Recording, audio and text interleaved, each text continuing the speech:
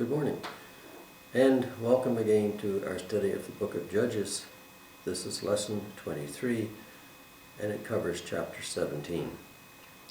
Now, it is felt that the book of Judges was written by Samuel, and in the first 16 chapters, he pretty well gave us a chronological order of the first number of judges that ruled Israel. This period of the judges lasted between 300 and 400 years, and he ends this section with the story of Samson. There are two more judges in the book of Samuel, which we will study at some other time.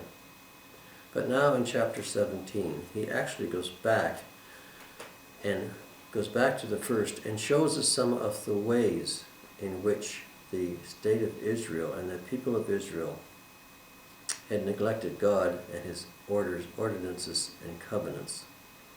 This is what happened between the times of the judges, when the people had no real true faith and no real true leader, and did, as it says in the book, everything that was right in their own eyes.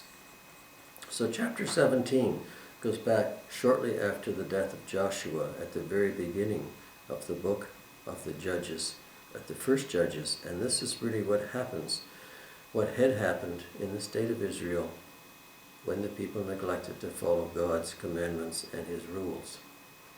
The book of Judges is one of a series of cycles of people following what God did and God prospering them, then turning away from God's direction and falling into disrepute and disrepair and into the hands of their enemies. And if you go through this book to date, and even as we do these next few chapters, try to compare it to what's happening in the world today, because you'll see there are considerable parallels. This next chapter is full of symbolism and of allegory, and you can see how what was happening then is happening again today. So chapter 17 begins really to show us some of the ways in which the Israelites had abandoned God and abandoned what he had ordered and wanted for his people. And it goes back to the time, shortly after the time of the death of Joshua. And it says, there was a man from the mountains of Ephraim whose name was Micah, and he said to his mother, the 1,100 shekels of silver that were taken from you, and on which you put a curse, even saying in my ears, here is the silver with me, I took it. And his mother said, may you be blessed by the Lord, my son. So when he had returned the 1,100 shekels of silver to his mother said, I wholly dedicated the silver from my hand to the Lord for my son, to make a carved image and a molded image. Now therefore I will return it to you. Thus he returned the silver to his mother. Then his mother took 200 shekels of silver and gave them to the silversmith, and he made it into a carved image and a molded images, and they were in the house of Micah. The man Micah had a shrine and made an ephod and household idols, and he consecrated one of his sons, who became his priest. In those days there was no king in Israel. Everyone did what was right in his own eyes. And to go back to the start of this, this man called Micah, Micah actually means who is like Yahweh. So Micah was actually dedicated, in a sense, to Yahweh when he was born. But this man Micah now is in somewhat of a discussion with his mother. His mother lost 1,100 shekels. Now this 1,100 shekels of silver was the same amount that the lords of the Philistine had each given to Delilah to bring down Samson. So there's an element here of deceit that's noted. The mother cursed the one who took her silver. Whether she knew it was her son or not, we don't know. But then when he returned it to her, then she blessed him. Now, this is sort of symbolic of what happens when sin is not punished. If this man took this from his mother, then there should be some degree of recompense, should be some degree of punishment as a result of this, or at least of some repentance before forgiveness is given. But there's no indication of that. He gave it to her, and his mother, who initially cursed him, now blessed him. How many people today do things which are wrong and end up being rewarded for it rather than punished? How many people actually break the law and are not punished, but somehow get reward or somehow get away with it because we don't follow through with what we're supposed to do? This is an example of this. This son apparently took the silver from his mother. She cursed him, but when he returned it, she blessed him. And then she said it was for a dedication from her hand to the Lord, to make a carved image and a molded image. Now therefore I will return it to you. So this is a way in which she was going to say to her son that she had dedicated this to God. Whether this was when she received it back from him, or whether she had done this before, we don't really know. But the point is, she had said this was going to be dedicated to make an image, a molten image, and then a carved image for the Lord. And silver made it into a carved image and a molded image, and they were in the house of Micah. So Micah had this apparent shrine in his house to God. Now this is contrary to everything God had said. It says in Proverbs 14:12, "There is a way that seems right for a man, but its end is the way of death." And this is what this is bringing out through this whole next few chapters. We have this lady who now wants to make an image to God with the silver that her son had returned to her. But you note, she gave back 200 shekels to make the image, where there had been initially 1,100 shekels apparently dedicated to God. This is reminiscent of the story of Ananias and Sapphira in the book of Acts, where they had sold land and dedicated the money to the Lord and to the disciples, but yet they gave only a portion of the money when it actually came about at the time to give the money up. If you go back to Exodus chapter 20, it says very clearly in the second commandment, you shall not make for yourself a carved image, any likeness of anything that is in heaven above, or that is in the earth beneath, or that is in the water under the earth. You shall not bow down to them, nor serve them. For I, the Lord your God, am a jealous God, visiting the iniquity of the fathers upon the children to the third and fourth generations of those who hate me, but showing mercy to thousands of those who love me and keep my commandments. The commandment was, you shall not make any graven images to God, nor set up any kind of statues. But here we have the woman giving her son the money to make statues, a silver image, a carved image, and a molded image to be placed. And also, there was this area in the house of Micah, which apparently was set up as a bit of a shrine. Now this was also not to be given, because this is where these molded images were to be held. And it said the man Micah had a shrine and made an ephod and a household idols. And he consecrated one of his sons, who became his priest. In those days there was no king in Israel. So this man not only set up a little shrine with his own household idols, and contrary to what God had told him to do, but he also made an ephod, which was the priestly garments which are to be worn by the priests in the temple. So he made himself an ephod, and then he consecrated his son to be a priest. Only Levites were to be priests, and they were to be in the temple of God in Jerusalem. So he was doing this all by himself. He was making up his own religion. And this seems to be the case many times today, where we make up a religion to suit ourselves, rather than following the religion which God has put down for us, or following the precepts which God has put down to us, and not having the relationship with God that we're supposed to have, but instead go through the religion that we make up for ourselves. This is what was happening throughout Israel. And this is part of the reasons why Israel was allowed to fall into the hands of their enemies. In the present circumstances in this world, we should take this very seriously, because we are in the same perilous situation at this time. So, Micah had this shrine set up in his house. He had his own household idols. He was now being made another shrine and a carved image, contrary to what God had told him. All these things were what people had started to do rather than following what God in the first books of the Old Testament, when the days of Moses, had said he wanted his children to do.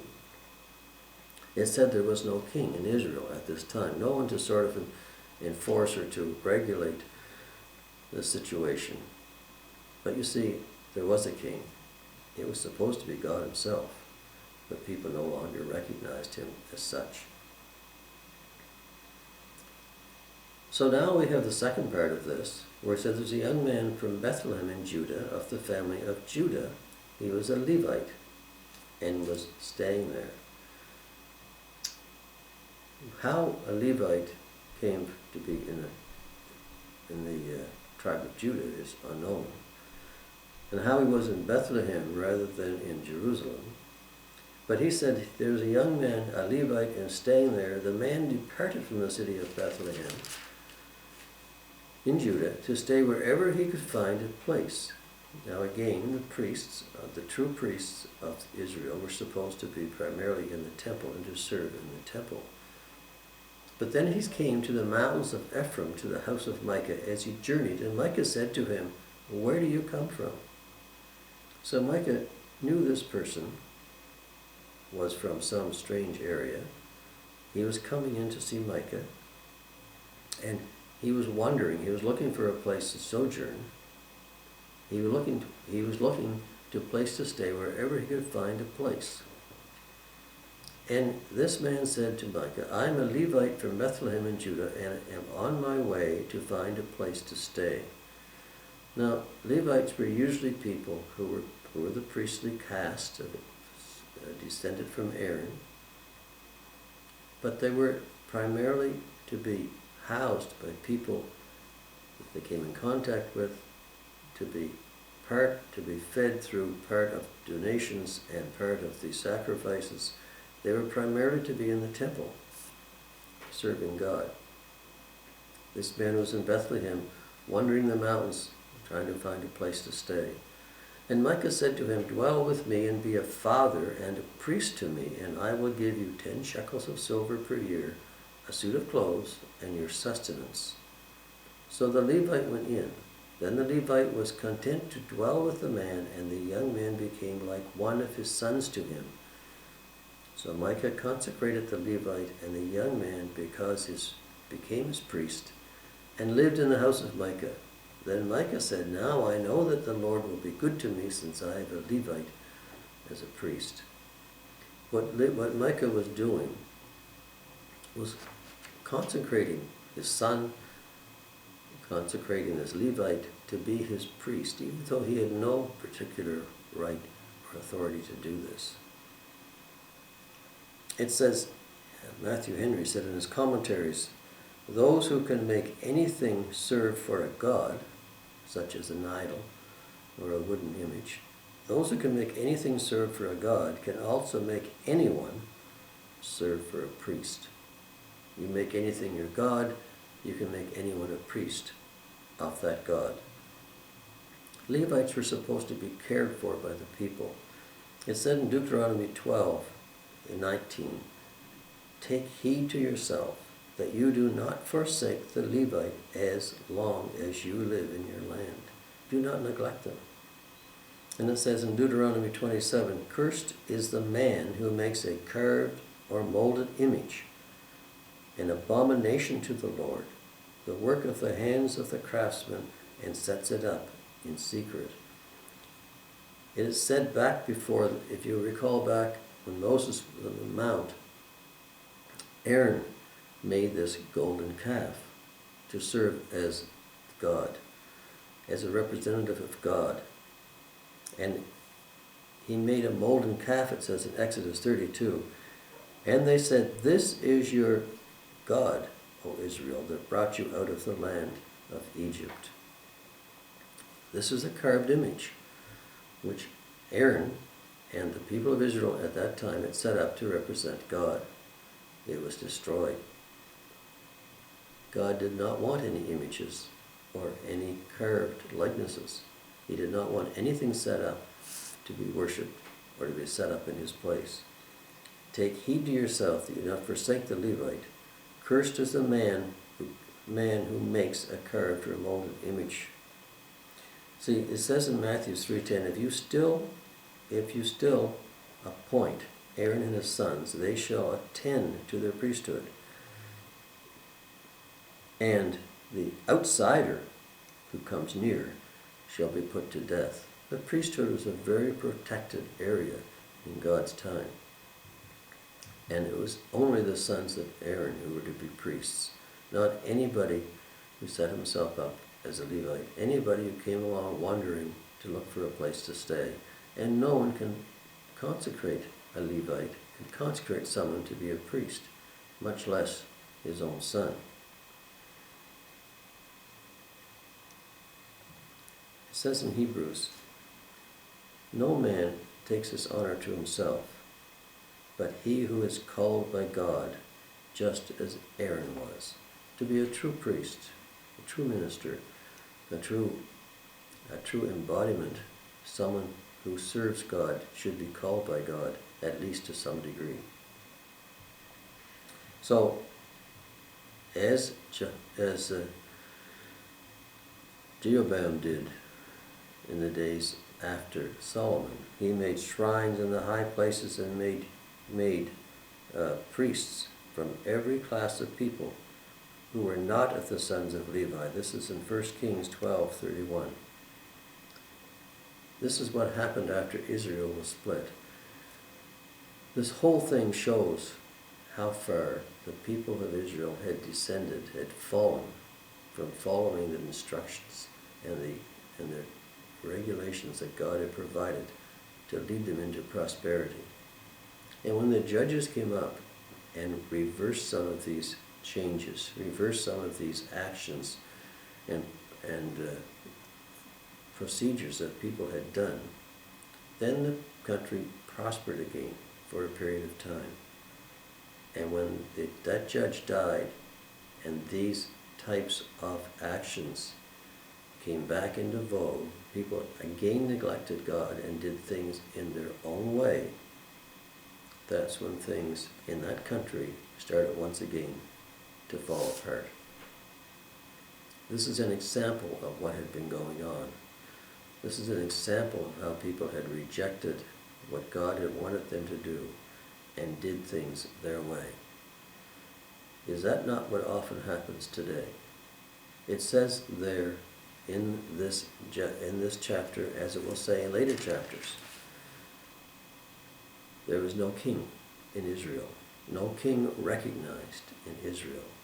We have a king, but we don't recognize him again today. There was no king in Israel, and everyone did what was right in his own eyes. This has been repeated throughout the Bible. This kind of moral and spiritual and social anarchy, which has been developed now and had developed in those days, is still prominent today. There were things that were right. It seemed right in the eyes of Adam and Eve to eat the forbidden fruit. God said it wasn't right. It was right in the eyes of the sons of Jacob to sell Joseph into slavery. They thought it was right to do that, but God said it was wrong. It seemed right to the eyes of Nadab and Abihu to offer strange fire before the Lord, but God said it was wrong. It seemed right to the eyes of King David to commit adultery with Bathsheba and cover it with murder. God said it was wrong. King David was a ruler, an absolute ruler in Israel. He thought what was right in his own mind, in his own eyes, was correct. God said it was wrong. It seems right in the time of Hitler to do what he did in his mind, but it was wrong. And what is happening today may seem right in the eyes of somebody, the one doing it, but it's wrong. It seemed right to the eyes of Judas to betray Jesus, but God said it was wrong. As it says in Proverbs, there is a way that seems right for a man, but its end is the way of death. Look at the way things are going in this world and how we often act, and compare it to what was going on in the days of the judges, and you will see there is a very strong parallel. And in those days, on many occasions, things did not turn out well for Israel until God himself intervened. Let us hope that the situation is not quite that bad at present. That's the end of chapter 17 and the end of this lesson. I hope you'll join me next week when we get into lesson 18, or lesson 24, and in chapter 18 of the book of Judges. Thanks for watching. Goodbye for now.